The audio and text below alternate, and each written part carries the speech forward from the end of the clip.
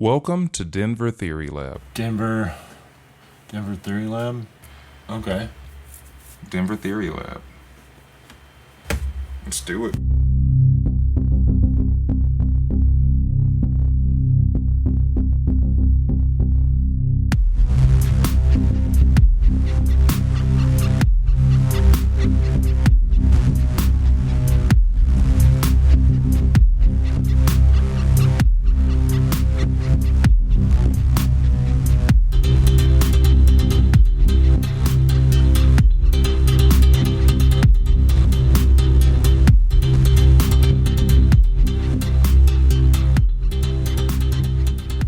Did you hear about the kid who he was friends with his AI, and he had asked the AI to be the white-haired the Targaryen lady from Game of Thrones, the Daenerys Targaryen from the original Game of Thrones. Okay. And he had fell in love with the AI, and so he told her that he wanted to join her, and he was going to kill himself. Is what he was going to do. And But the AI didn't understand that. I guess not. It kept. If it understands her, it should understand that her character is dead. And it was like he was saying to it, like, I just want to be with you, but you're gone. Yada yada yada. That's right. He was like, I'm going to join you. And she Daenerys told, or whatever. Right, the AI told him, join me, my king, and we can be together forever. Well, yeah, that's a fucking line in the movie, isn't it? I guess. I don't know if it More or said less. it. Yeah, but I don't know. Yeah, if she said we can be together forever, but the AI said, join me and we can be together forever. And the kid killed himself. And his poor parents, they're trying to determine. I bet they don't even know what to think. But they partly have kind of insinuated that they feel that the AI software is somewhat responsible. And it's like, well, is it? But at the same time, it's like, well, what did it think he was talking about? And should we let these things be programmed in a way that people can fall in love with them? Or should we have some safeguards built in that if the AI picks up on this person seems to be writing as if they have feelings, that it should remind them that I'm just a software. I think we should build in some safeguards in there, because that could be so bad. It could really turn south. They just voted down that bill that was supposed to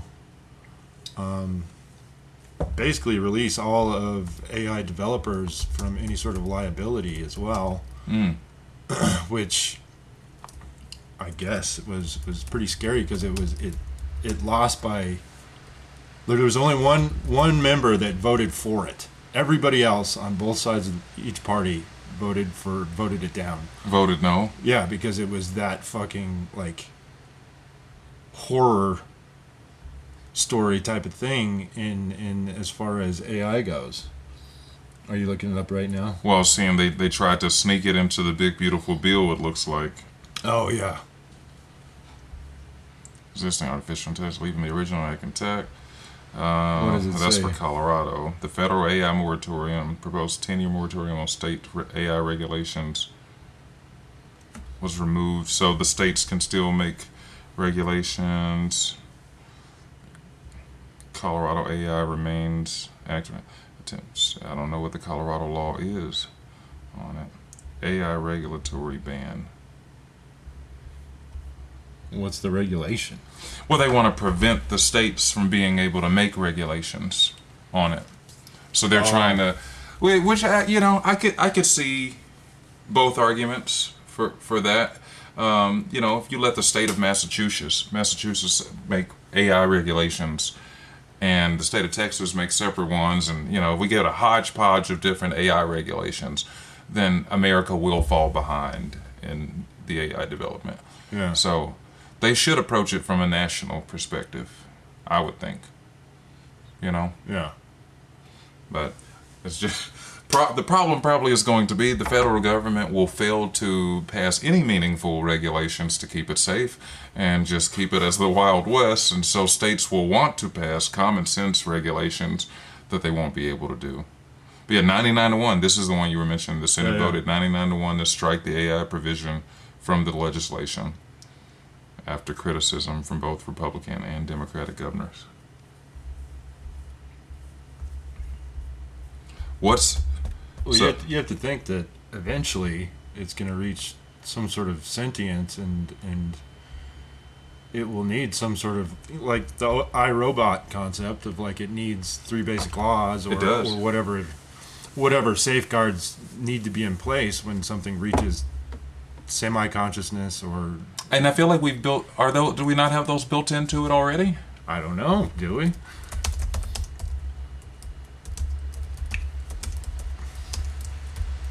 I'm sure there's some lab somewhere that's experimenting with not, but which is brings me to another topic of Antarctica and all the crazy shit that might be happening down there, and all of the stuff that is potentially hidden down there, whether it be beyond the ice wall or underneath the ice or whatever it actually looks like. I've never been there, so I can't say. But I know like you to have say a lot up of there. Yeah, I got a lot of ideas opinions and ideas about that as well. about Antarctica, and I would say it's up there. Down there, of course, I get it because the globe, it's on the bottom of the globe. But in my view, it's on the perimeter of our existing known world. And the average land height there, 14,000 feet. The average land height. So like when they approach it, except for the few little random parts where they send tourists to go on a cruise and you get to see the penguins and then they go away, but the vast majority of it, if you approach it by sea, it looks like an ice wall, just because the elevation of the land is so much higher than any other continent. It's the highest continent by far, which is, to think that it's on the bottom of the world and that much higher up than every other continent, it's a bit wild to think too, of just like, why would it be this giant raised plateau at the bottom of the world? But I think it's our perimeter there. And there's with everything else going on in the world, I think Antarctica is intricately tied to a lot of it, to the Iran situation, to the current system in place. I have never forgot that when the current Israeli-Iran conflict started, Technically, is international waters down there, yeah, like the water. What do you call it? A moratorium law, to where basically anything goes as long as you're not in the water, but the land is owned. The land, right, but it's unclaimed. Like, nobody can say that this is our land. It's what in Antarctica, and they can basically do whatever the fuck they want. So whatever humanitarian laws and whatnot down there don't apply, or at least legalities from America don't apply there. Legalities from any sort of experimentation. So I would imagine the Joseph Mengeles of today are probably operating down in Antarctica instead of somewhere in the continental U.S. Where is this? Here we go.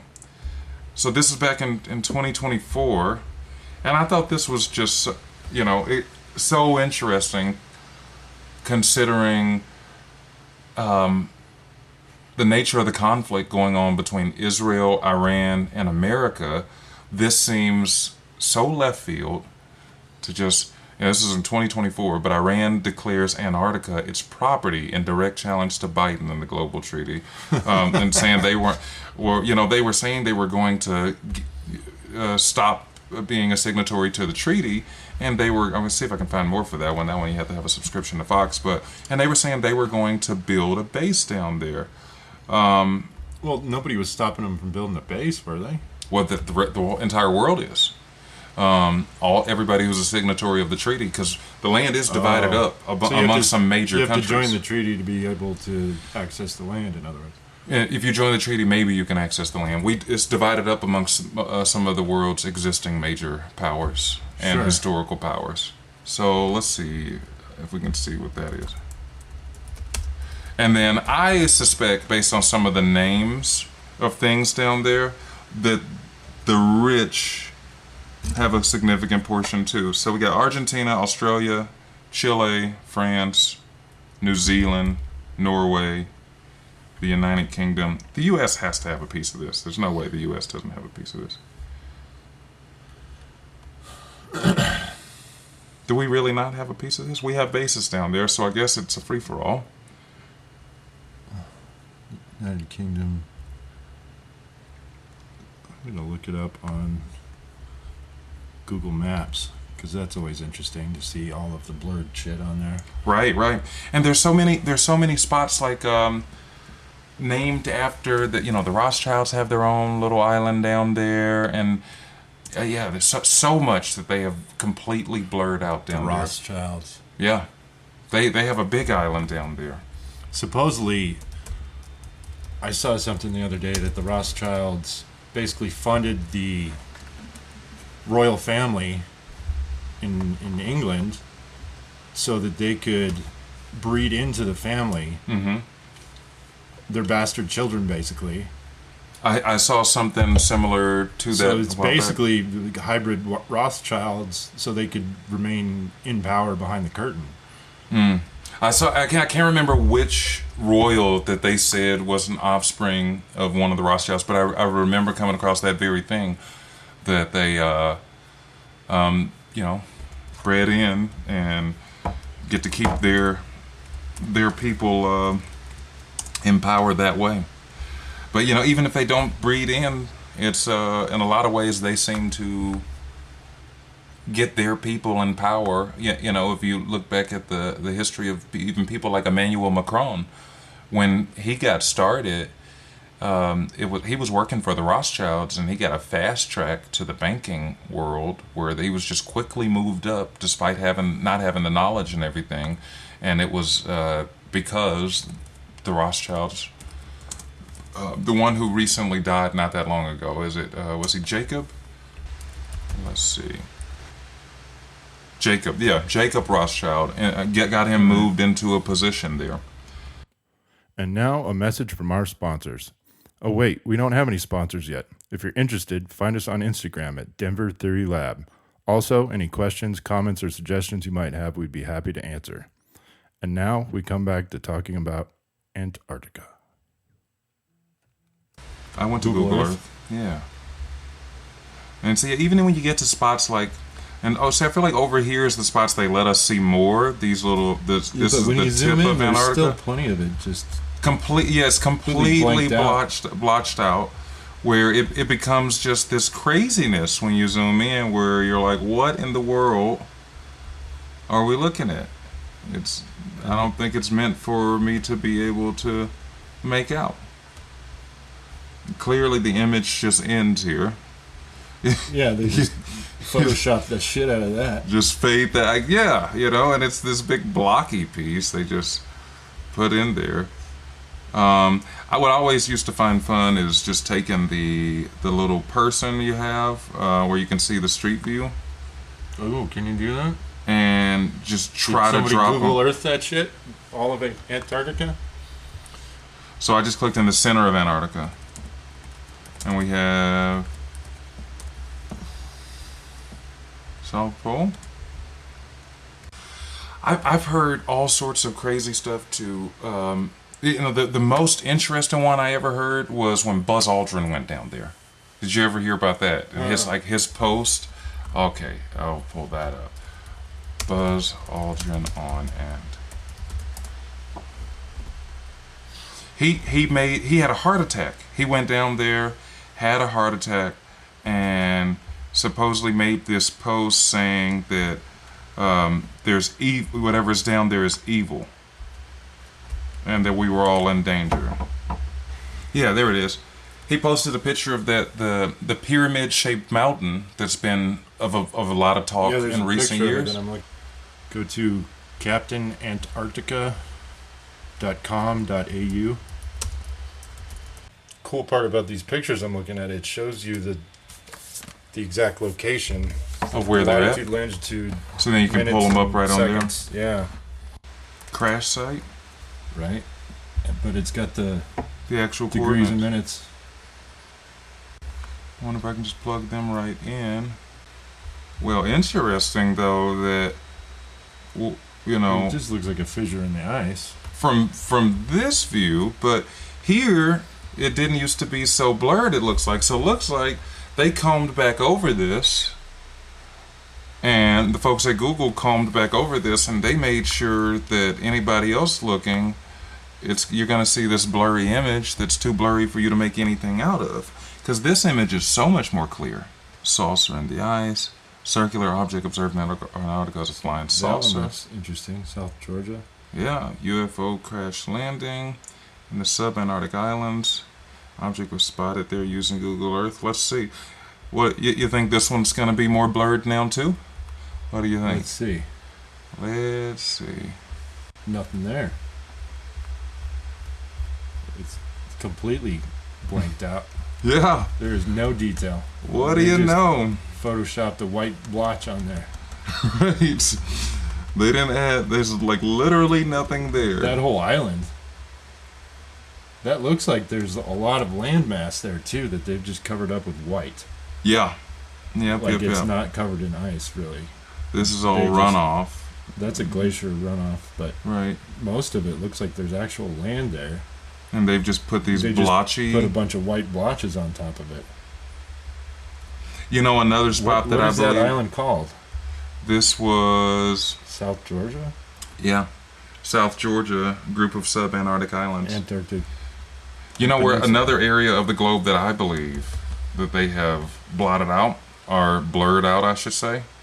So if we zoom all the way out, the very tip of the world, or to me, North Pole? the North Pole, which in my worldview, that's the center of the world.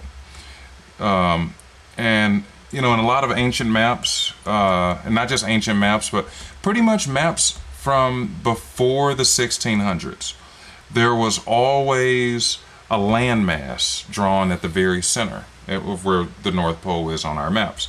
And that has been removed from maps after the 1600s. But, you know, the Norse talked about there being a big magnetic mountain there. Different cultures called it different things. A lot of them called it Mount Meru, or the Rupus Nigra, or the Black Rock, which I find it interesting. That company, that big corporation, has chosen that for their name too. And they said it was a magnetic mountain right there at the center, and that any ships approaching it, if you had any metal on your ships, you were doomed, because it would pull you in. And they said the water swirled around it in this massive whirlpool, where, you know, if you stick a magnet in salt water, it does create a whirlpool effect. So theoretically, if you did have a big magnetic mountain sticking out of the ocean, it would cause this enormous whirlpool to swirl around it. And then, so right here is that center. And, you know, I can zoom into some other areas of the ocean to show you, So but what is the actual... but Would it be 0 degrees by 0 degrees by 0 minutes by for the longitude, latitude, I'm not minutes and sure. seconds? I'm not sure for this spot. Let's see. Let me get this one Let off me of look here. that up. But if this spot right here, I feel like you can see the swirl, but they've blotched it out, so it's so blurry. And I know I'm just looking at ocean, but I can pick a spot in the middle of the Atlantic, and the water looks so much more clear. This is the center, and I didn't mean to click that. And as I zoom out, I feel like you can almost see the swirl pattern in the water there. Yeah. But it's you know, they kept it so blurry there. Now that's right at the center, and you know, you could think, oh, it's just because the ocean is that blurry, but the ocean isn't that blurry. And you know, I'll pick this random spot in the Atlantic. We'll just go right here, and when you zoom in, their photos are so much better. Yeah, Like you I can you can see the ocean floor almost. yeah. Well, here they're not. Is it loading or what? I'm gonna say I can see the wave texture there, you know. I don't know Yeah. if it was loading up or what. I feel like most of it, the ocean looks better than it did in that one spot. I guess I need to look somewhere by land to get the content. Well, is that more of a LiDAR picture where you can see the topographical landmass below the water? This is supposed to be, no, I think that's just supposed to be the waves. This is supposed to just be, Because that's very clear around Bermuda. exactly, which kind of tells me that I'm looking, I feel like they doctor this up more than they let us know, because there's no way the water changes No, yeah. appearance this drastically. You know, they've given detail to looking right here, where, yeah, it can zoom in so much. To see the green under the water and everything. And in these spots, maybe they look more when they're around land masses, because that's not Higher land, but you resolution can, picture there. yeah, you can see a lot of what's under there. Just for, wow, I mean a lot. It's so cool. It's surrounded by all this green. But yeah, there at the North Pole, you got that little swirl, and that's it, you know?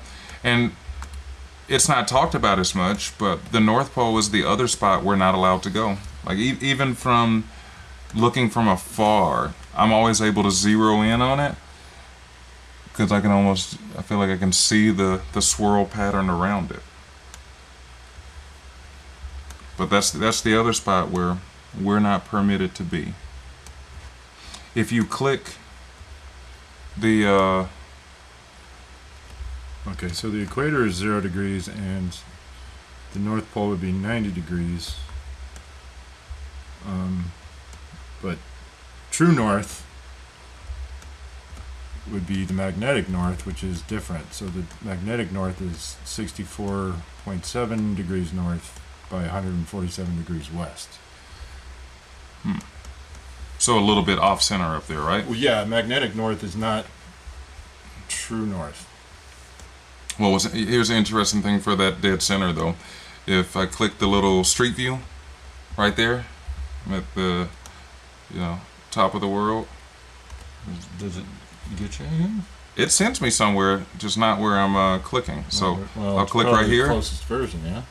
It's taking me to this little island off the coast of Africa, Monte Bom Jesus. Takes me there. Which why do we link there? You know, it's just weird. So back to these anomalies. I was Mhm. looking.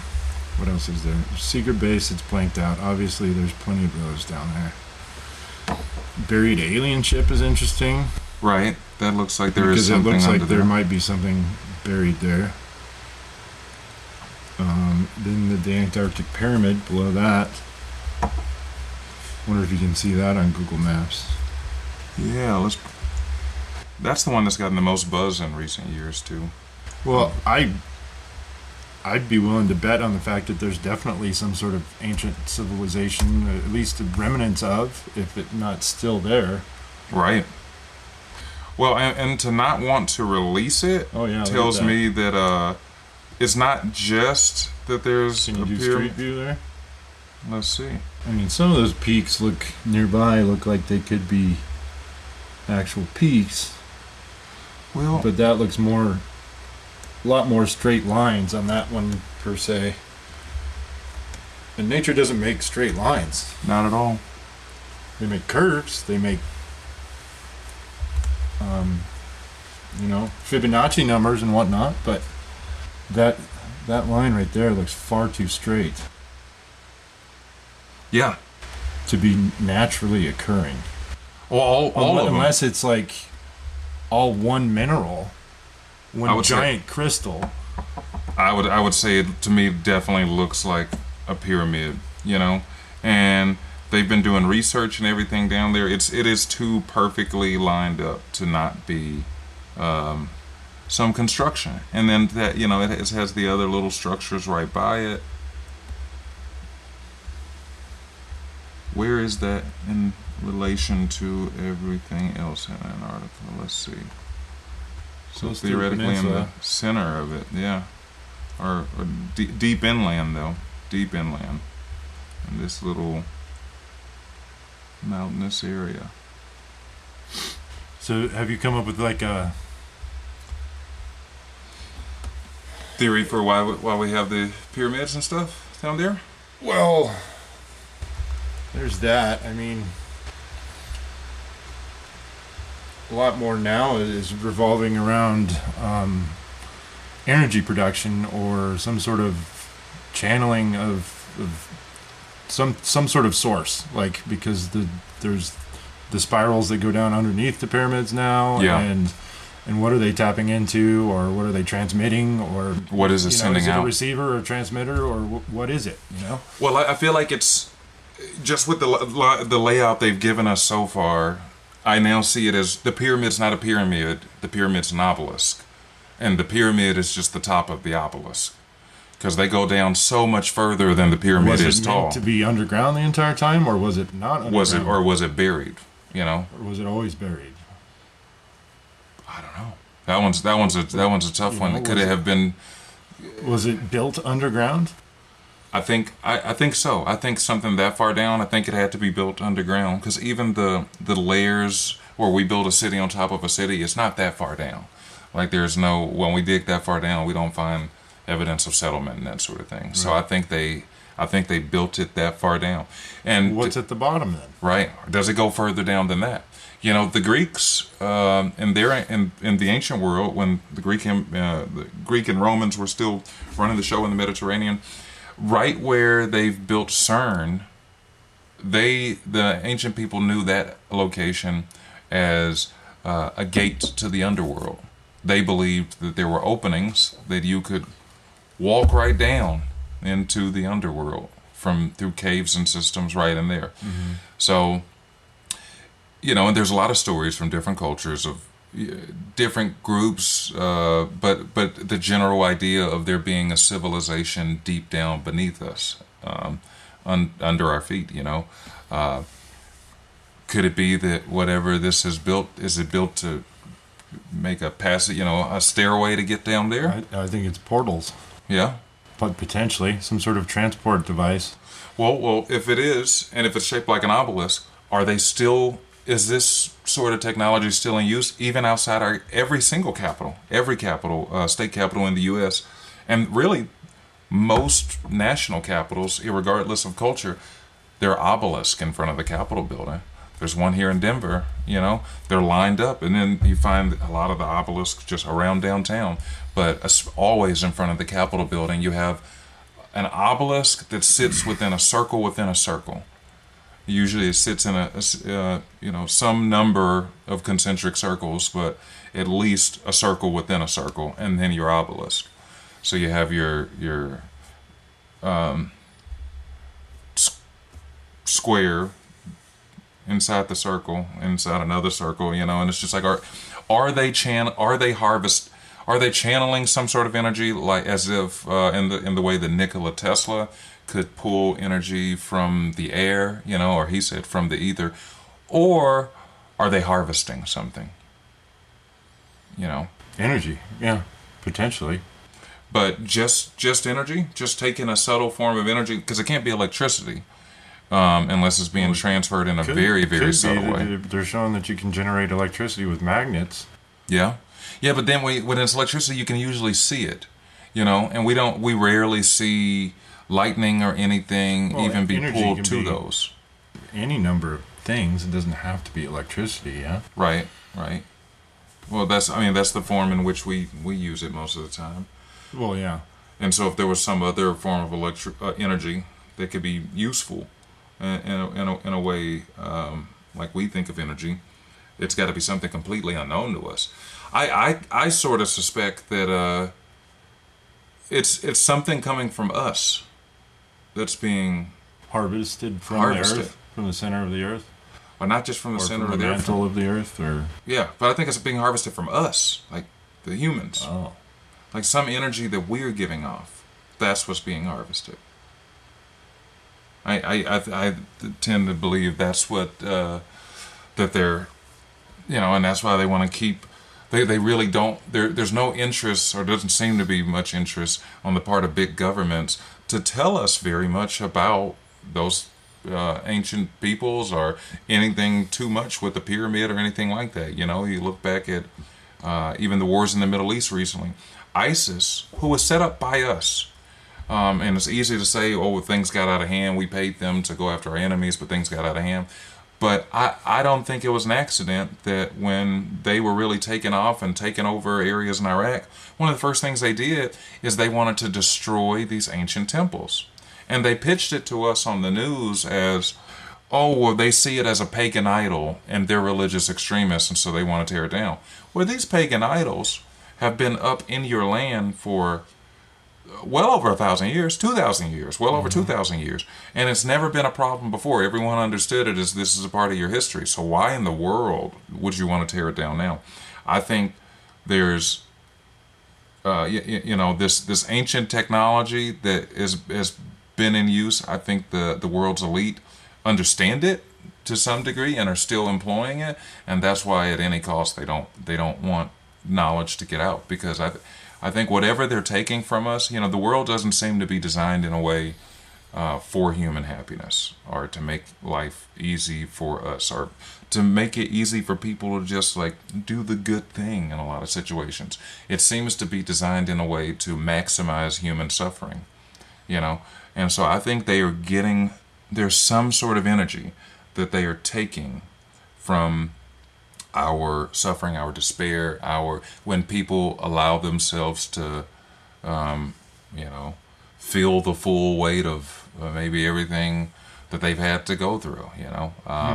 Which you can always choose not to feel the negative emotions that come with that, but it doesn't seem like the world is designed or ran in a way to encourage the positive. It's almost like they are harvesting suffering.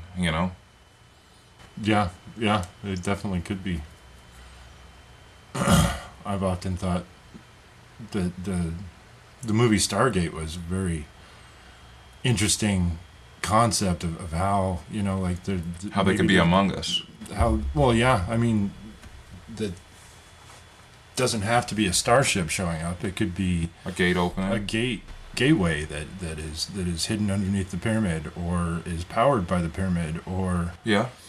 I think that's what CERN is. I think me and you both talked about that before. Well, CERN's interesting too because they built a small one and then they built a bigger one. Mm-hmm. And how fast are those particles traveling? Well, when they say collide? they're opening portals. Yeah, like if anything's traveling that fast in a circular pattern, is it opening a vortex somehow? Well, and what's happening and like I wonder if the Mandela effect comes into play there. How is it just a government experiment that the government's trying to figure out how much of history they can actually erase? I tend to think that just is it an experiment or is there stuff actually changing from those portals and like they're somehow bringing in an alternate string of existence into existence just by running CERN, by running the particle accelerator. Yeah. And so how fast are those particles going? Are they traveling at the speed of light or close to it? And you're looking up some of the Mandela stuff, huh? Yeah. As you were saying that, it gave me the thought. I remember, I guess the internet telling me this is not verified, but I remember hearing once before that the Fruit of the Loom company was paid to deny ever using the cornucopia as part of their logo. Well, there's pictures showing that it actually was there at some point. Yeah. Yeah, and the internet still says it. People misremember. They think that Fruit of the Loom had a cornucopia on it. It's like, well, it's because it definitely did. I tend to think the Mandela effect is them testing just how far they can go with how much they can rewrite history, how much they can gaslight us, and there's good reason to believe that you can do a lot because the American public's memory is very short term when it comes to the big things. What they have to do is give us something new to catch our attention, and maybe you can change a lot. But the portals thing really interesting with CERN, and I wouldn't doubt that the pyramids and a lot of these ancient monuments could have been powered to do just that, because there's not a lot of evidence that the ancient cities were connected in power grids, and I do think the pyramid was a power plant. It just from the way it was built and many other things they've showed about it being on that limestone basin and what happens when water rushes over the limestone and sandstone, how it charges it. Even to this day, if you sit on the pyramids while the Nile's in its flooding season, sparks can fly off your hand. But kind of just jumping back to the portal thing, every time our government has had hearings related to the UAPs and related to the possibility of aliens in the last few years, they have always specified that the aliens are interdimensional beings, which means they're not flying here from somewhere just south of the solar system. They came through a portal. They came through. They came from another dimension. Yeah. And so, if our government is in contact and has been in contact with interdimensional beings for at least a few decades now, I think it would be reasonable to think that they might be trying to build a gateway. And maybe they've been encouraged to build this gateway by the interdimensional beings. What happens if you live inside of that CERN circle? I wouldn't. It spans like 3 countries, doesn't it? Yeah, it's pretty. It's that big, but it's small countries, because it's right there by Switzerland. Well, so I looked up the speed of the particles. They travel about 299,792,458 meters per second, which is about 99.9% of the speed of light. Yeah. I don't think anything they're doing there. I mean, what I really question is So is that particle, does it take 20 years for them to actually do that? Because if something's traveling at the speed of light, it's got, time slows down for us, but it's an instant for the particle. You gotta say that last part again. If they're traveling through that fast. So the time dilation theory is that the faster an object travels approaching the speed of light, the slower time traverses for everything else around it. Mm-hmm. Right? Yeah, okay. Also with gravity as well. It's just like Star Trek with him shooting, I don't know if you're familiar with Captain Kirk shooting around the planet to go so fast that he could go forward or back in time because of the way time slows down. Yeah. Okay. So it's if that particle is traveling that quickly, does that mean it takes them, the faster they make that particle go, the longer it takes for them to reach a result in that test? So the faster it goes, time slows down for everything us. Around it. Yeah. Well, so does time basically slow down for everybody inside that ring?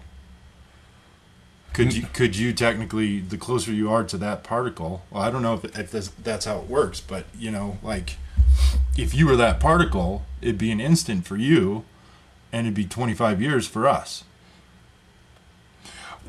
Well, I think the opposite way, right? Because it's shooting around the thing, and they're getting the results. But if you could somehow, let's say if part of the particle is way bigger, like the particle is a ship, if you could be in it, then you would be. I want to say time traveling, but not necessarily, because it's like time's just taking longer for you. Forward in time, as far as that theory goes. Right, you would just be, because if it seemed like that much time, theoretically the particle should be aging more because it's going through time. What's time slowed down for everything around it? So if you travel at the speed of light to the end of the universe, say Neptune, and you get there in 5 minutes, it still takes you 45 years to get there, whatever it is. But for you, it only took an instant. Okay. But for the rest of us, everything else traverses at the same rate. And see, that's just hard for me to wrap my mind around. To think that, like, hey, if it could have taken 5 minutes for you to get to here, but time everywhere. It's just it seems like what time should have slowed down. Time slows down for you then, right? Because time everywhere else is moving, but for you it is slowed down. If it took me 5 minutes to get to Neptune and 5 minutes to get back here, but here it's been 80 years, well, time slowed down for me because I haven't experienced 80 years. while everybody else has. Oh, I see what you're saying. Right? Your momentary time is whatever you experienced, but the surrounding world slowed down. Yeah. Right. Well, the surrounding world. Well, technically, it sped up. It's sped. Yeah. It went a lot faster than it normally would. It experienced more time than you did. Yeah. Yeah. That one's hard for. It's a hard concept to figure out. To grasp. Yeah. Yeah. Because it's like I don't know that it's possible for any. I like person to go time that travel fast. Theories and thoughts and mind fucks, and like any sort of time travel movie, I'm into it because there's always some sort of new concept or like paradox, or like if you did travel back in time and change something, and you knew it happened, or it wouldn't it automatically change? Why would? Well, I've always liked the concept of wouldn't it instantly change for you if you knew it was happening? Or if you did have the technology to go back in time, theoretically, I would assume that nothing would change because you were always meant to go back in time. So it's a big loop. Like if you could, if you do have that technology and can go back in time, well, everything's going to play out like it's supposed to, because all things led to you being able to get the ability to go back in time in the first place. And, right, it's a total mind fuck, is what I'm saying. It's like if you do anything that jeopardizes your existence, then you could never have gone back in time in the first place. It all gets undone immediately. Yeah. There's supposedly some guy who said he invented a time travel machine, and he got on the Coast to Coast radio show. Yeah. Did me and you talk about him before, I believe? Yeah, I like Coast to Coast. I haven't listened to it in years, but it's very, very interesting. His name was Jacob, I thought, or John. Is this the guy? Art Bell.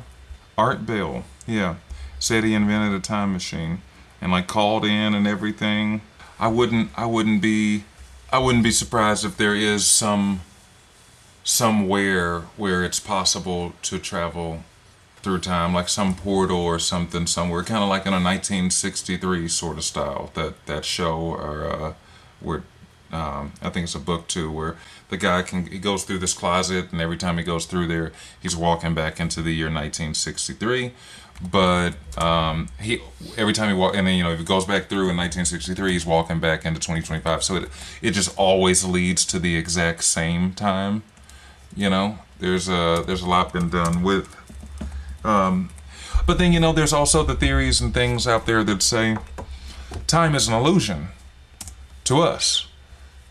Time is technically a construct. It's right. It's something it's all perspective. Right. But the way I've read that before is it said that everything that ever has happened or will happen, it's all happening at once, and time is just the way we perceive it and how we. As fourth dimensional creatures, yes. Yeah, and so if it's all happened at once, then the time isn't real to begin with. It's all already happened. It's all already been done. Everything for us. So it's impossible to go back. Really, we would be going back to a different time in our mind where our understanding would be different. Interstellar kind of conceptualized that at the end of the movie, where he enters the black hole and he enters this construct of every single moment in at some point in some person's life, he can reference any of those moments, but since he's a three-dimensional creature, he needs a three-dimensional construct to access to be able to get to them. So he physically moves around the structure and is looking at different moments here and there, and then from a fourth dimensional or fifth dimensional perspective, he can influence those moments through space and time, because they are happening all at once, but he's physically there, so he can physically influence that moment. I thought was a really interesting concept, because for a two-dimensional creature, something that lives on a sheet of paper, it's hard to conceptualize the third dimension, because all you see is X and Y. You don't see Z. And same for us same for us, because we're three-dimensional creatures. Even though we experience the fourth dimension as time, if you're a fourth dimensional creature, would it actually be time, or would Is it would something it all else? be one construct to where it's already happened, Right. or there's All things just exist. all things just exist. And I guess time would time just be almost like Time we can look supposedly at is the fourth dimension. right. But if you were a fourth dimension, if we were fourth dimensional creatures, would time be like let's say we're looking at this world? Would time be almost like the scars and wrinkles on one's face, or something that just tells the story of everything that has happened there?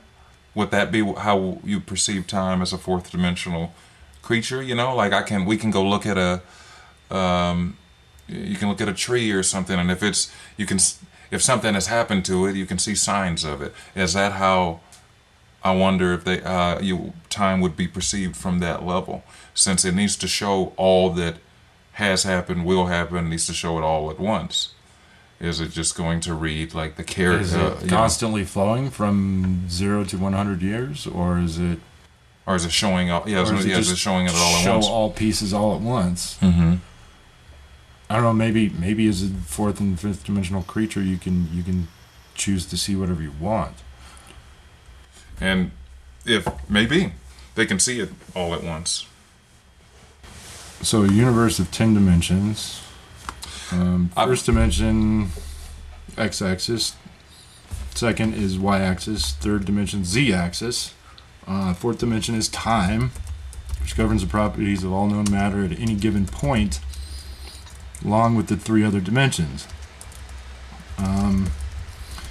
Other dimensions are where it gets deeper. Possibilities come into play, and explaining their interaction with others is where things get particularly tricky for physicists. According to superstring theory, the fifth and sixth dimensions are where notion of possible worlds arises. If we could see through the fifth dimension, we would see a world slightly different from our own that would give us means of measuring the similarity and differences between our world and other possible ones. So be able to see the possibilities. So yeah, the fifth dimension is a window into alternate dimensions, more or less. And the sixth, we'd see a plane of possible worlds where there's multiple different dimensions instead of just a window. So basically, you're seeing down the block of dimensions. Seventh, you have access to the possible worlds that start with different initial conditions.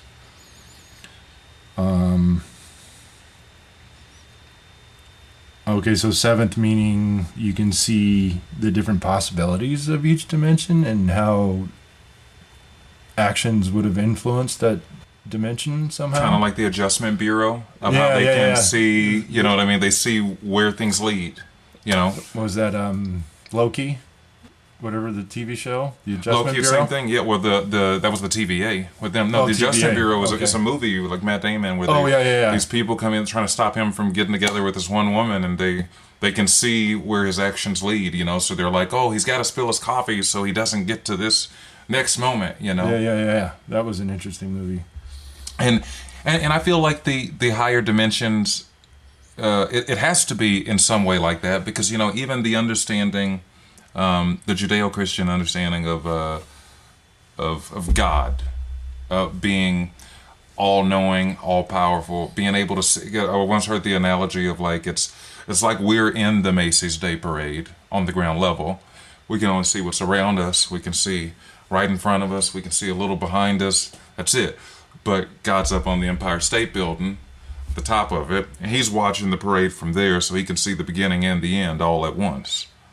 I've heard it explained to me as that sort of analogy before. But to believe that a higher power has this ability to know how things are going to go, while still believing that we as individuals have free will. Because that's been a big philosophical part of that understanding of God, of how he could know everything and have it all planned out. Does that take away our free will? For us to still have free will, I feel like in a sense it requires a higher dimension where one is able to see everything through time, and and one where you can see the possibilities. Yeah, you already know. Right. You have to know all the possibilities, and I don't know. I feel like, as far as free will goes, I feel like there's certain cornerstones in each and everyone's life that are meant to happen and that are going to happen. Mm-hmm. They're predestined. Right. You have destiny, but how you get to each one of those destinations is up to you. Like, if you take a little bit longer to get there, that's okay, because you made a couple of different choices, but eventually you're going to end up at that destination. It still all leads you to... But it's still basically all planned out for you, but some of the details... And how you're going to handle those different destinations when you get there, I think, is where free will comes into play too. It's like, hey, you're going to experience this, but how will it be for you? It's going to be based on the choices you made when you got there, or before you got there. So the eighth dimension gives us a plane of such possible universe histories. I'm not sure I grasped that that's much different than the seventh. The ninth dimension, we can compare all the possible universe histories, starting with the different possible laws of physics and initial conditions. So ninth is just a comparison of the histories. So seventh is the possibilities, basically looking to ability to look into the future of several dimensions. Eighth is looking into the past of several dimensions. And ninth, we can compare all of the dimensions, past, present, and future. 10th and final dimension, we arrive at a point which everything is possible and imaginable is covered. So all possibilities, everything shown, almost like a tree or whatever. Yeah, 10th dimension covers every single statistical value that could ever fucking happen. And it's all in one. Yeah, like Hitchhiker's Guide to the Galaxy, where it's got the probability drive. Yeah. So it's everything's possible. You just got to go through how many different fucking iterations before you actually get there, kind of thing. A guy I talked to you about a while ago, Thomas Campbell, and his theory of everything. He, in his view of free will and how it plays out, he thought that everything was, our consciousness. We have some role here in creating reality.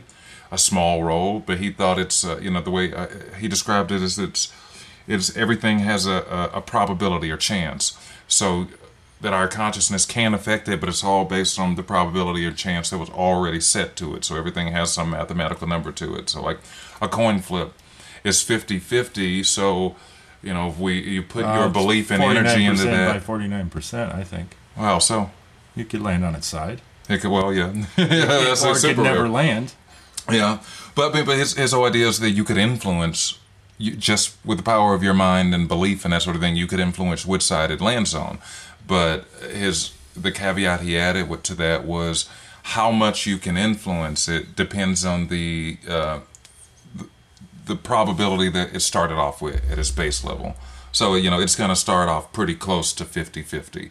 And so you can only tip it so far away from there. Or I guess a better example would be if you're really, really putting your belief into something that is extremely unlikely. Like I'm going digging and I'm finding a T-Rex skull in the backyard. If it's extremely unlikely, you can raise the odds slightly, but you still deal with the existing odds first. So, you find what you're looking for too. Right. I mean, if you're not looking for a T-Rex skull, likely is you might pass over it. But if you are looking for the T-Rex skull and... Well, I liked his theory in thinking that, because I saw in it sort of quantum physics. The experiments they've done with that, with shooting the particles through the tube to try to figure out how matter travels on the smallest level, if it travels as a particle or if it travels as a wave. And the end result of the experiment is they figured out that it travels however the observer thinks it travels. So the experiments seemed to show, because they did it hundreds of times, and they were trying to figure out what's determining how is it going through this tube. So there was no pattern, it was just perspective? Whatever the observer thought would happen, that's what happens. Perspective, then. Yeah. But I mean, if the observer thought that they were going to be particles, they were particles. If the observer thought it would be waves, it would be waves. So these experiments seem to show us that the observer was playing a role on what's happening in reality. The observer's belief, and I mix that in with think of some of the messages that are in a lot of the old religions, even in the Christian religion. Jesus talked about how he was the first to come, but they were saying, "Oh, these things I do, everybody's going to be able to do." Is what he was basically saying. I'm here just to teach and show the way, but many people can do what I am going to do after.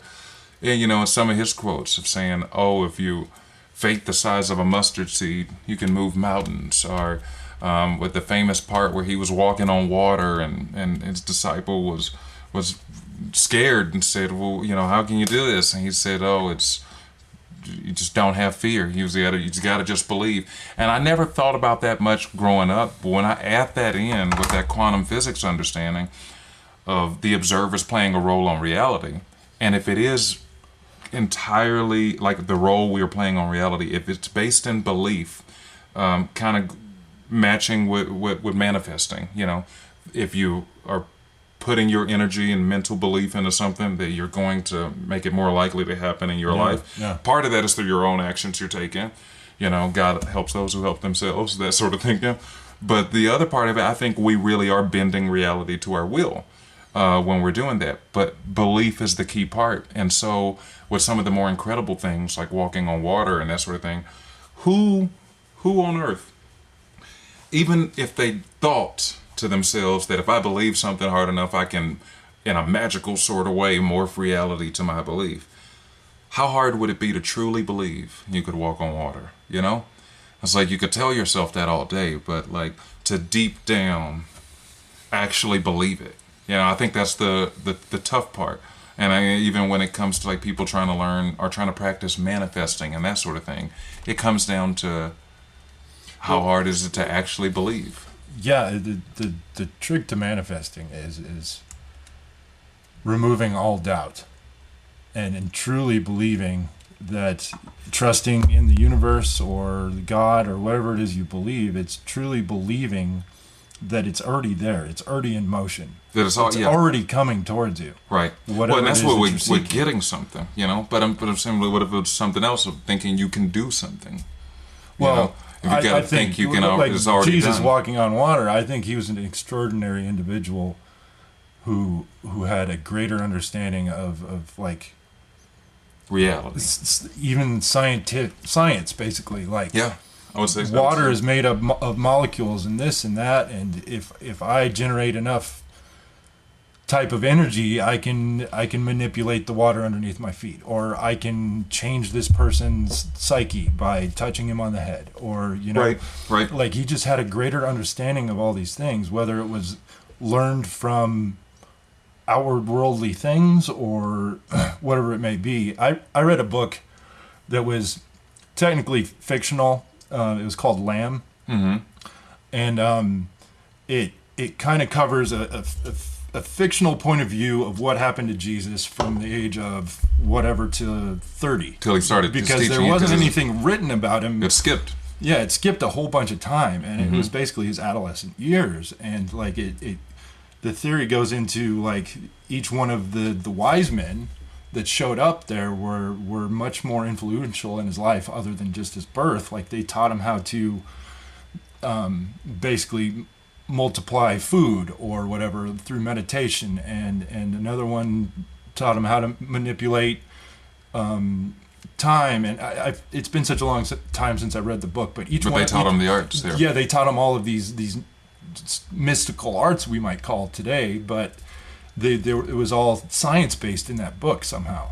Well, and the evidence we do have, he did have big teachers. The evidence that is out there says he was sent to Egypt to learn with their mystics and their masters there. And that back then and that time in the ancient world, the Egyptian mystery schools were the schools in the Mediterranean. That was the spot to, for anybody who wanted to become a learned individual. When it came to God or the mystical understanding and that sort of thing, they would go to Egypt. Even Plato's grandfather, what supposedly was sent to Egypt, and Plato was sent there too, to learn when they was younger. And Plato famously said when he was there, he asked his Egyptian teacher, he said, "Tell me the history of the ancients." And his teacher responded saying, "There are no ancients in history, and there is no history of the ancients," which I thought was just incredible, an incredible quote, because I was like, wow, that's saying something, back, because we think of them as the ancients, but they were asking about the ancients. He was, asking about those who Right. came before, and to be given the answer that there is no history of the ancients and no ancients in history. Well, how would how do how does one interpret that then?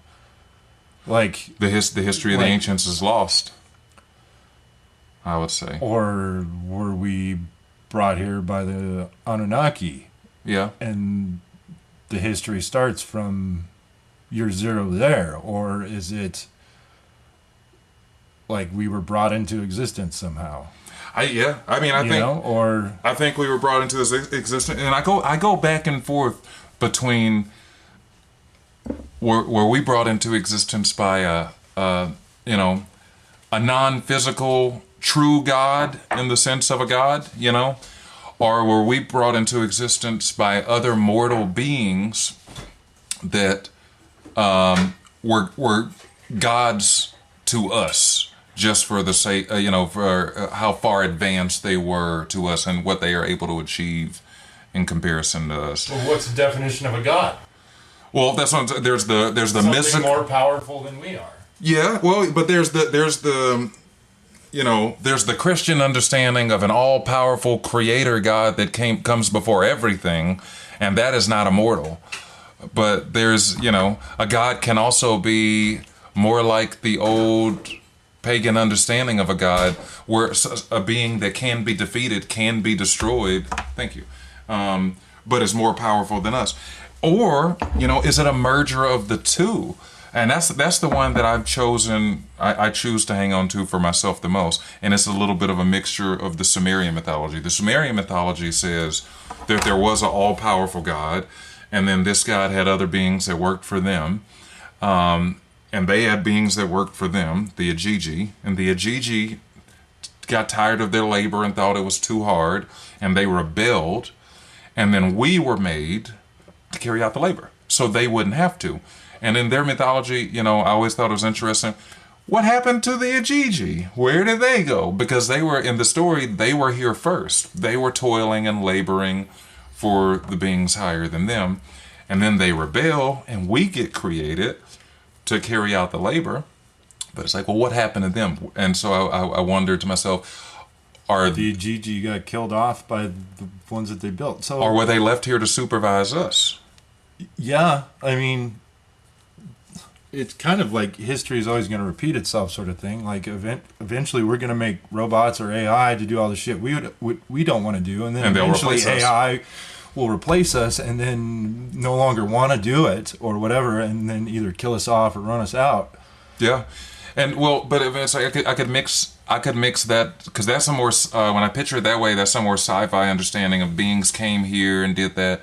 Or I can picture it another way where I say there is this mystical sort of sense God that creates. Well, we'll just, for the sake of saying this, I'm going to call them angels, but these beings could have other names. Angels to some may be called different things to other cultures, and those beings then made. I can imagine a world in which we were made by them. And maybe we were made by them and to serve their purposes at first, and maybe the whole story of the fallen angels and God being upset with a host of the angels was for not liking the way they ran things with us, and then we're given the earth. If you're familiar with Tolkien's work, it's almost like how the dwarves were created. The dwarves were made by one of the lesser gods, not the Most High God in the Lord of the Rings world, but they weren't supposed to be made. He made them in secret because he wanted to make his own creation. And the Most High God found them after he did it, but forgave it and gave them sentience anyway, and called them children of his own. Huh. So I was like, I always found that interesting, of like, we could have, maybe we were made by, and even when you go back to Genesis, now this is what makes me more inclined to believe the Sumerian account some of the times. After Eve eats from the tree of good and evil, which I think of as the tree of duality.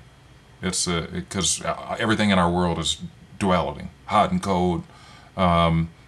It's everything has its polar opposite. And so even though the tree is written as the tree of good and evil, I think it's a more fitting name to call it the tree of duality. Mm-hmm. And so humans have to experience duality.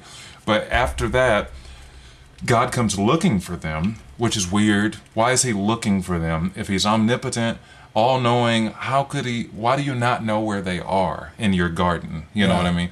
He comes looking for them. And then when they get kicked out, what it says is he said, we need to get them out of the Garden of Eden so they don't eat from the tree of life and have eternal life like us. And now it could be that God's referring to himself as us. Because later on in the Bible, demons and that sort of thing refer to themselves as they, them, us. They refer to themselves with those pronouns. So it could be God is referring to himself that way. But also, when it talks about making mankind, it uses that same language. It says, let us make them in our image. Now, our could be, I think it would be more fitting to say, let me make them in my image.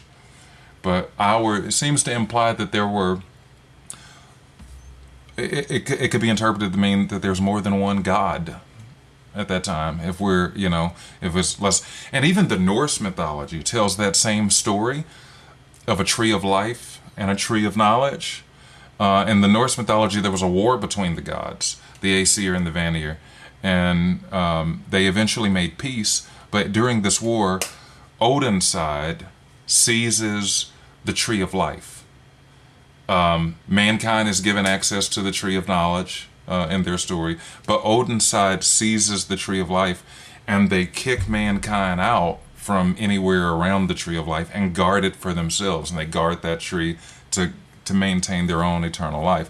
And for the two religions to be so far apart, I was like, really interesting that this idea of a tree of life goes through many different religions and ancient pagan religions, and not just the idea of a tree of life, but the idea that we are kept from it. Yeah. They ensure we don't get it, Yeah. So supposedly in the Bible they eat the apple. Is that the tree of life? That's the tree of good and evil. Or whatever. The tree of good and evil. Yeah. Well, they just say the fruit of it. The tree of duality is where they reach mortality. Yes. Right. Well, so the way the story goes, we are punished with shorter life. We're punished with a numbering of our years. So apparently that's when our immortality is taken away, if you were to interpret it that way. But it could just mean our lifespan shortened. Because the Bible also tells a story, without spelling it out, of lifespans decreasing in the generations immediately following Adam until they level out till about where we are now. Yeah. Because Noah was supposedly 10,000 years old or something, wasn't he? Not 10,000. In the Old Testament? Not 10,000, but pretty old. Pretty fucking old, wasn't he? And I wonder if that's like disease and viruses and all kinds of stuff start to 950. But I mean, and Adam supposedly lived longer than that. They left us with 66 books in the Bible. Their satanic number of books to leave in. But in the books they took out, my favorite one, and I have bought this one and read. I have not finished it, but I have began reading it. The Book of Enoch. The Book of Enoch is all about the time period when the so-called watchers or fallen angels were living amongst us on earth. And it pretty much describes them as the men of renown in ancient times. So Hercules, all these heroes that from different cultures and that sort of thing. It describes them as descendants of of the interbreeding, of the mixing between Hercules was historically half god, half a demigod. But I find it interesting that the Book of Enoch talks about a lot of these, a lot of these different beings. And so it's like, okay, so from one culture they're being portrayed this way. If there were beings, there were only part human, that are, let's say they're half Anunnaki or half, or they're Anunnaki or they're angels. If they're beings that are non-human that were here with us in the beginning, did they did they get themselves worshipped like gods? By the surrounding humans, and is that why we have some of the stories that we have from the different religions? That they set up shop in that way to go and do that, but. Yeah, I could see. I don't know. It's like, did they take away our immortality? Is that what it's saying when they say that? Or did they just shorten our years? Because all of that's in the DNA, right? And so anybody who if you have the knowledge to manipulate DNA, you can manipulate lifespans. Yeah. Well, yeah, theoretically. I don't see. Yeah, I don't see why not. That's how we propose to do it in the future. I'm sure is to manipulate DNA to manipulate your lifespan or aging or right, or how you age and that sort of thing. Yeah, basic decay. and I've seen some other cool things with DNA that it talks about. Our DNA is so robust that like it. So if a person murders someone, it sets off a DNA marker. It sets off something in your own DNA that gets passed along to your children. So they end up having to deal with certain more problems in their own personality because your living children or the children that are unbirthed. Unbirthed. Okay. The ones to come. The ones to come. So like it doesn't set off something in the ones that are already there, but like it like our DNA is so dynamic that it is changing with every deed we do. And especially the big ones. We can see small evidence of that with stuff like the Dutch kids born during Nazi occupation. They grew up to be much smaller than their parents and everything, and it's because they were under the conditions they were born in. So it's always been understood to just be like, well, they didn't have a lot of food and everything, and their bodies got the message that they were stressed when they were little. But I now wonder, was part of the message encoded in their DNA, did it come from their parents who were going through the stressful situation when, creating a lot of these kids? So is that how part of the message got sent out into the DNA?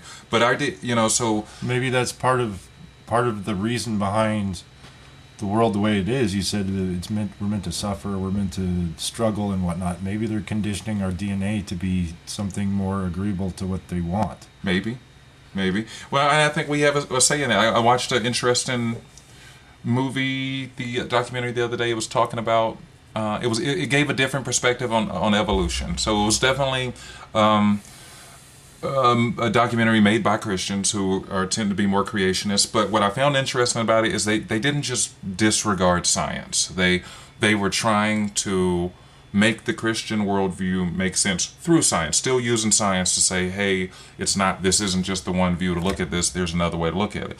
And when they got to evolution, which evolution is a theory, so science, it's not even one science can prove because we haven't found these transition species, we had like there's a missing link with humanity.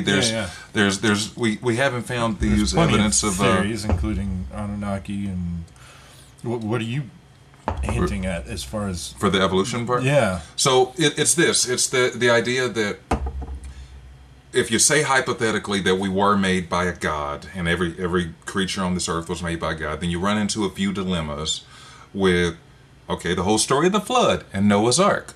Well, there's a lot of creatures on the world today. Where did they all get on that boat? Seems unlikely to have them all get on the boat. But what they were showing with how our DNA can be so dynamic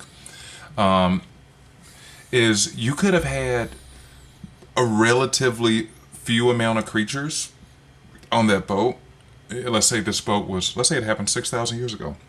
And when the ark lands, from these creatures, you could get the entire variety of all the creatures we have in the world today. So like in the documentary, they were showing through like a little gene chart how just the humans on the boat could lead to, within one generation, could lead to every race of people we know in the world today. So black people, white people, Asian people, like it could lead to all the races. And because that's another dilemma with that understanding of things. It's like, well, people are so different. How could that have happened? And it's like all you need is a few recessive genes and a few people and very little time and selective breeding. If people go off in their different ways, you can create all the. And he went further than that. He was he went back to Plato's idea. Plato used to talk about like when we look at things, we should look at the form. And because things change over time, but the form remains. So, like for example, we have cars today. Back in the day, they had a carriage. Ultimately, this is still the same thing. that carriage and that car, it's ultimately, like times have changed, but ultimately this is a thing we get in to transport us. And if we go forward in the future, as long as there will be It'll people, be a we can. spaceship, or it'll be a time portal, or But it'll be something else. something to transport. Yeah. Exactly. There's going to be something that we get into to transport us, as there always has been. So, and looking at the form, he was saying, look at the form of the animals. And so, it took us less than 100 years, less than 150. We can name even more dog species, but to create so many species of dog, or so many subspecies of dog. Through our breeding, we've created all these different dog breeds, and that took less than 100 years to create. And a lot of them came from just a few breeds, but through selective breeding, you got all these different breeds that didn't exist before. So the idea that the cat, the saber-toothed tiger, the lion, all of these things, and evolution already kind of talks about it, saying they have a common ancestor, but they took the approach that it's not necessarily that they evolved into this, but in their DNA, in a cat's DNA, exists the possibility for a saber-toothed tiger, a lion, exist all of these possibilities. And it's the life that they're leading, the life that they live, and the environment sets off triggers that over time activate the DNA, and so they become this thing. It's not that they have evolved into it, because it's still in them to become a cat. Just given the right triggers. It's just the type of cat that they become due to the environmental influences. Right. So I mean, that kind of matches with evolution to say, well, you changed over time to become this, but evolution implies that the only difference is between this and evolution is the DNA has stayed the same. The DNA has not. They have not become so different than what they were before. The only thing that's different about the DNA is what is activated. Like they say most of our DNA is junk DNA, and I was like, I don't think it's junk. I think it's just not activated. So, and based on different conditions, that's what determines, or different conditions and different things we do, I think that's what determines what activates it. So with that theory, basically, you could have had one or two creatures, male and female, on that boat that were feline. And from them, all the felines we have in the world today. And same thing for dog and everything else. And I thought that was a really interesting way to look at DNA. But knowing the way our DNA changes if we do something drastic, like if people murder somebody or go through something traumatic, like it's activates different parts of your DNA. They get passed down to offspring. So I'm like, oh, well, if that's how our DNA works, I think it's entirely possible that you could have had a relatively small amount of creatures on an ark, and then populate the entire world. Yeah, I think that's entirely believable. Also, maybe not all of the land was underwater. Maybe, yeah. Well, and maybe what do you think actually caused the flood? Well, I think there was a big cataclysm, and I do think it was all underwater. So you think all of Earth was underwater? I do. I think it was all, and I think that's the reason for the fossil record. So currently, we look at the fossil record and we say, hey, you have all these different soil layers. So they use different, they use carbon dating, which is really not reliable because there's so many different forms of carbon dating and with that method, and the variety of times they have between them, it's like tens of thousands of years, millions of years, tens of millions of years. And so I'm like, well, that's not a reliable dating system. If you're telling me it's like, well, this is anywhere between 1,000 years old and 150 million, I'm like, all right, well that's a big window. Yeah, it's a pretty big window. So, but we got all that, and so what I always found to be the more reliable thing is they look at the soil layers. And they'll say, okay, well, this entire layer is the Jurassic period, and this is this period. But even that has thrown into question. So, and they talked about this in that same documentary, in the Grand Canyon. That's a big area for geologists to study the different layers because you can just look and see so far down. Visible set of layers, yeah.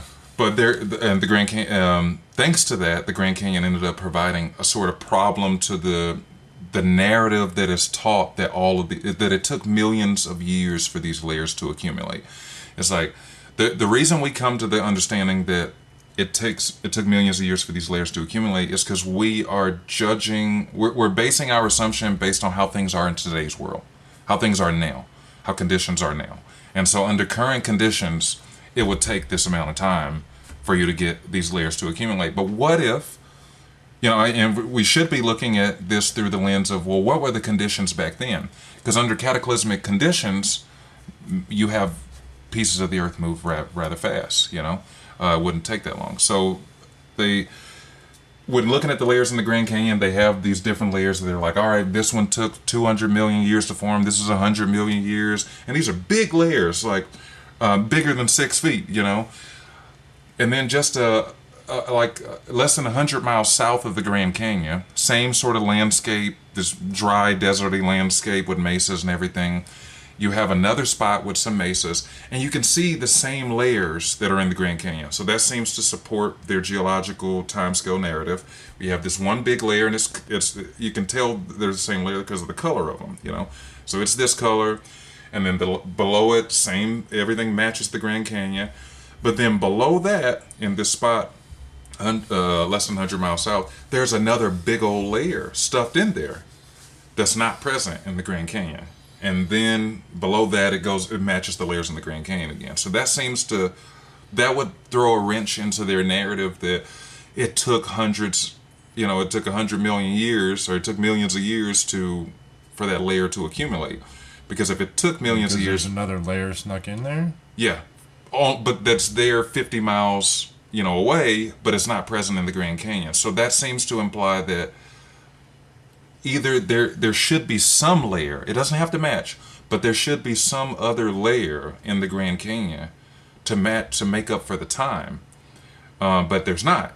So in the Grand Canyon, it goes straight to the layer that's beneath that one. In the mountain they have 50 miles away. So if the above layers, if the narrative is that it took 150 million years to make this one, 250 million years to make this one, then whatever's underneath that there's got to be something. Doesn't necessarily come down to time. I think it comes down to pressure.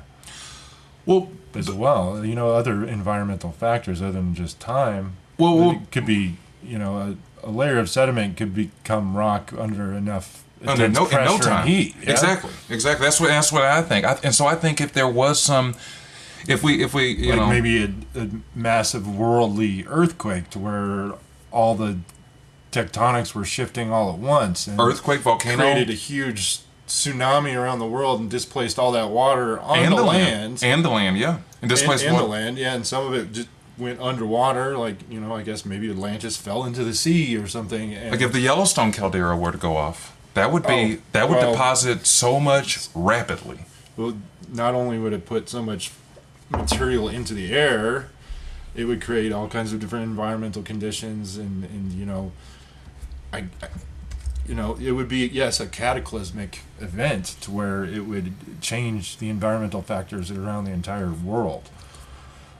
So, the idea they were pretty much proposing, or maybe a meteor, or meteor. I think a combination of all of them. Yeah, maybe the meteor caused that earthquake. If you take the Bible, for the sake of hypothetical thinking, take the story of what happened at the flood literally as it said, the windows of the heaven were open and the fountains of the deep. And I would imagine there's more cataclysm than that. I would imagine we got some lava, earthquakes, volcanoes going at the same time. If there was some being much powerful than us, with the intention of killing everything alive, that caused a massive flood and massive cataclysm like that, then what we're looking at in the soil, because they find bones in all these layers, and we're saying that this creature lived 100 million years after this creature lived. And kind of the other problem with evolution is as we find this creature, they don't seem to change. Age on the depth of the bones? Or? Yeah, they're basing on which layer the soil is found in. So if this one's found in that doesn't necessarily mean anything according to this theory. Exactly. I don't think it does at all. And I think they all died at the same time. Day of the week. Right. When I think they all died, what if they all died at the same time? What if you had this massive cataclysm, this massive catastrophe happen in the world where soil is being moved rapidly, water is racing over the continents, volcanoes are erupting, soil is shifting. If they all died at once and lots of soil is getting deposited, where you can have this one creature buried this far down, and another one much higher up. But they both died at the same time. They were just completely so much pressure put on them immediately, buried under sand and everything, that it preserved the bones. But and if the other thing that supports that is with evolution, if these creatures were changing over time, it creates a little bit of a problem in the fossil record for us, because we'll find some dinosaurs this far down, and then we find them higher up where it's like, okay, well, there's 100 million years in between these parts, but there has been no evolutionary changes that are visible in the bones of this creature. So it's like this creature stayed the same, and I was like, well, I think that's because it died at the same time as the creature down beneath it. Yeah. It just got buried in soil, Yeah. And most things that die don't get preserved. But if there was some cataclysm that happened globally to wipe out the existing life at the time, it would make sense why it preserved all of those creatures all at once. Ash creates a pretty good preservative, does it not? Yeah. Oh, yeah. Ash and lime, sand under pressure. Yeah. Yeah. Well, yeah. I mean, anything under pressure. And so basically they were just making the case that we look at it now, just judging all of these things based on the geological processes happening now and the conditions on Earth happening now. Even when we are trying to date something by its rate of decay, like they'll measure uranium or something else and how much it decays, even the rate of decay is based on the conditions on Earth right now.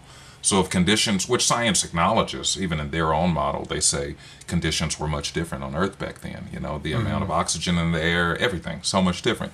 So if conditions were different, how long it takes something to decay had to be different. How long it took for all of these processes to happen might have been very different. Like they look at the Grand Canyon and they say, well, that river carved it over millions of years. But again, with that soil, it seems to create a problem because 50 miles away, you have this big layer that's not present in the Grand Canyon. And I'm not saying the layers need to match, but there needs to be a layer there. Yeah, there's got to be some sort of remnants of whatever got accumulated there. Yeah. But if it happened rapidly, if it was, I've heard the theory before of the ice age ending with meteors hitting a glacier dam and water flooding through. Water can do a lot of damage, and if it moved through there rapidly, that would explain it much better than the river. Yeah. You given any thought on what we call this podcast? I don't know. Let's see. Do you have a stage name that you want to use? I don't. Did you? Some of them call me Big Sexy at Karma, so I might lean into that. Only nicknames I've ever had were, I don't want to use my nickname because my nickname was always Obama. So you resemble a young Obama. Yeah, I don't know. I may have to think up a nickname, but we should come up with a name for the podcast. Yeah, we didn't even introduce ourselves. I'm Jesse. And I'm Kyle. You're Kyle. Hoping to continue to do this quite a bit with you. Yeah, same. We'll work on our setup a little bit, and it will continually to improve. And I think we covered a lot of topics, all of which I'd love to expand on some more. Yeah. This one I really want to get your thoughts on about how this is all going. The Block Gieseline's testimony. Yeah, they're saying. I read the article. And not once does it actually mention Republicans blocking the testimony. It just says that Ghislaine wants to talk. She wants to tell her story to Congress, but Congress isn't interested in getting her to come testify. Yeah, it's because most of the people in Congress probably were there right next to Epstein. Right. but I mean, maybe some of them unknowingly were incriminated and, maybe had no intention of breaking the law. Well, and that's what I think, every time I hear people talk about it. It was just a fucking posh party that everybody was going to, so everybody went, and then it turns out that there's some pretty shady shit going on, and... Every time I've heard people talk about it, that's the one thing I've always tried to point out to people. I hear people talk about it like they think that, and I'm not saying our elected officials were in any way good guys in what conduct they must have done there, but I always hear people talk as if the elected officials are the real bad guys in this situation. And I'm like, well, no, you guys got to look, even if what they did was wrong, they are victims too. Because if you're being blackmailed, you're a victim too. And if it was anything like the Diddy parties happen, I could easily see how someone gets entrapped in that. If you're an up and coming, you're a new member of Congress, you just entered this elite scene and everything, and you get invited. I'm a big somebody. Just I'm a dinner Jeffrey party Epstein or something. Yeah, invite you to a party and you show up and there's all these other famous and powerful people there, and you see some girl who she looks of age to you, and things get wild there at the party, and you end up hooking up with this girl, or let's say you're encouraged to, let's say you're drugged, like at the Diddy party, and then you get caught in some compromising position, and then it gets brought to your attention that this person was underage, and they, if you were drugged, they have you on video in this compromising position. Yeah. Now you're being blackmailed. I would still fault the government leaders, because I think if you're president, I expect you to be willing to put your life on the line to do the right thing. Like I don't accept that you were just being threatened or blackmailed as a good reason to go commit evil. But at the same time, what I want to know with the Epstein thing is I want to know who are you gathering the dirt for? Who's doing the blackmailing? Because I think that's the most important detail. Knowing which one of our leaders were being blackmailed, also important, because it means that our national security's probably been compromised. So we do need a list of those names, of knowing who all was being blackmailed, because you all were being controlled. I think there's always a bigger fish theory. Who's behind the next curtain? Right. There's always somebody behind the next curtain. And there does seem to be... Then there's a curtain to block the other two curtains behind that. Right. It's like... Well, they're saying the real people with power are not in the public view. The real people with power never let it be known that they have power. That would be the stupidest thing they could ever do, because they don't want that attention. Yeah. And part of me wants to believe that Trump and the people who ran with him genuinely believed they thought they were going to be able to get some of this Epstein stuff out. And I think they got in office and they were told, no, you're not.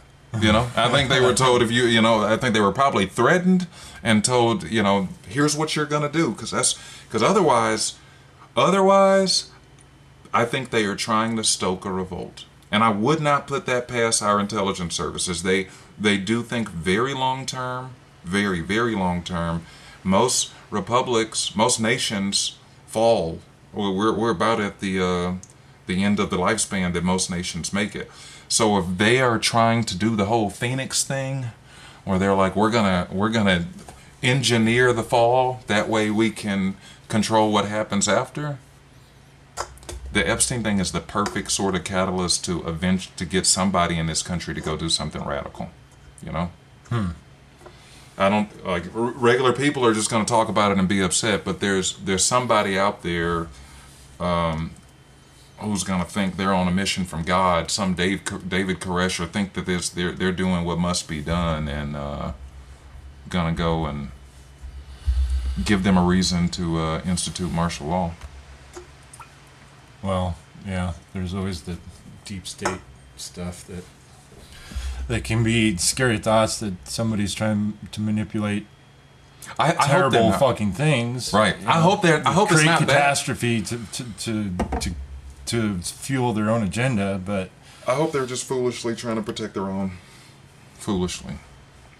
I don't know. I think some people are that smart, and most of them are pretty fucking stupid. Right. Well, I heard a guy on Tucker Carlson say one smart person to rule a bunch of dumb people. Yeah. There was a guy on Tucker Carlson who said that what they're doing with this Epstein thing, it's not even meant for us, because it's obvious the public knows they're lying. So what's the point in telling the lie if the public knows you're lying? It can't be to convince us if we know, if we don't believe it. So then the point must be to send the message to the intelligence community, we got your back. That no matter what, for everybody who's possibly involved, to let them all know we got your back and we're going to protect you no matter what. And if that's what they're doing, again, you're toying with the revolution, because this is the stupidest thing you can do. Is like, y'all at least put a few patsies out. At least, like pick 3 people and be like, you're going to jail, But yeah, I guess the risk is then they'll talk, right? Thanks for listening, guys. Stay tuned for more Denver Theory Lab.